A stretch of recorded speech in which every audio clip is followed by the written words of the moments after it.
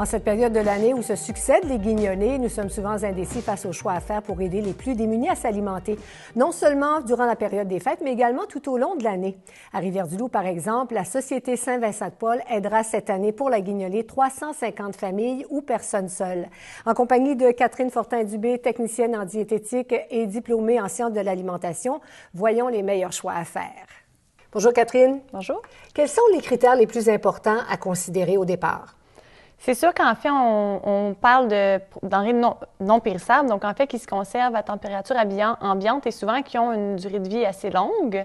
Ensuite, moi, je mise beaucoup sur la densité nutritionnelle. Donc, j'encourage les gens à trouver des aliments qui sont nutritifs, donc qui sont sains, qui ont beaucoup de vitamines et minéraux pour le nombre de calories. Puis ensuite, on va considérer le prix. Si on veut voir sur l'étiquette nutritionnelle, qu'est-ce qu'on devrait regarder surtout? Alors, on va essayer de choisir des aliments qui sont le plus riches possible en protéines et en fibres, donc par opposition en fait au sucre et au sel. On va essayer de réduire la quantité de sucre et de sel. Puis aussi, on peut regarder la liste d'ingrédients, simplement.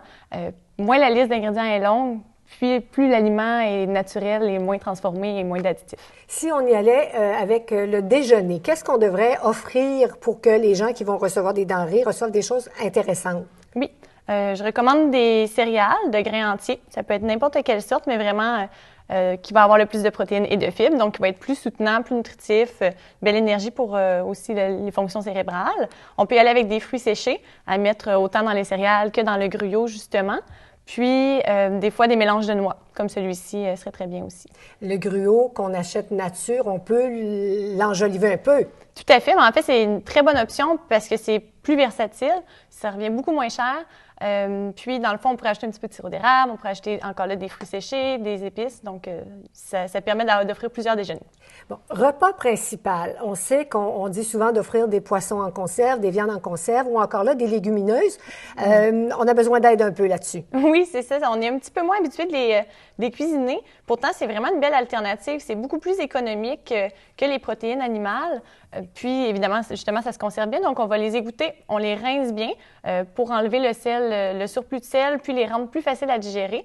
Ensuite, on peut les utiliser facilement en salade, en mélange en purée, dans des mélanges de dessert. On ne pense pas nécessairement, mais ça fait une belle option protéinée. Puis, on peut aussi les utiliser pour couper une recette, dans le fond, faire baisser le prix d'une recette qui contient de la viande. Ça se porte bien dans le pâté chinois, les pâtés d'hiver, la sauce à spaghetti. On peut faire moitié viande hachée, moitié légumineuse, moitié lentilles. À ce moment-là, on mettrait des lentilles? Exactement. C'est un bon choix. Comme elles sont petites, ils se mélangent bien. Les lentilles sèches reviennent en fait encore plus abordables. Déjà en conserve, sont très accessibles, mais encore moins chères secs.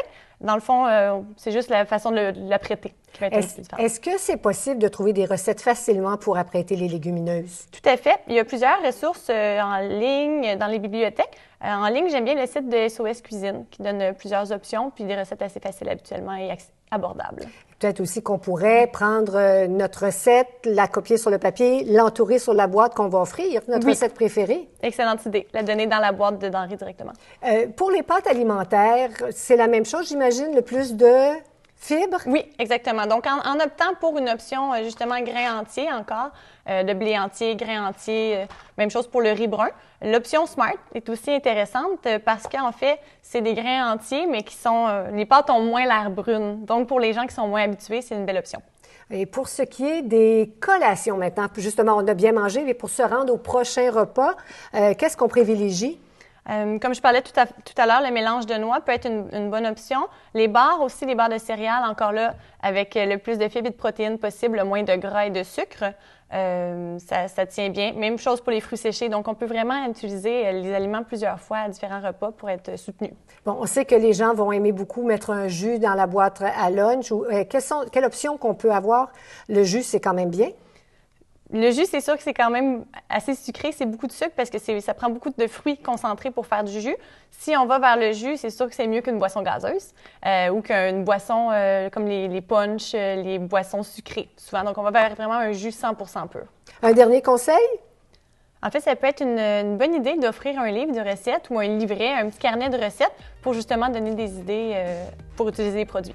Alors, merci Catherine pour ces précieux conseils qui vont être utiles finalement à tout le monde lorsqu'on se rend à l'épicerie. Je le souhaite. Merci beaucoup. Merci.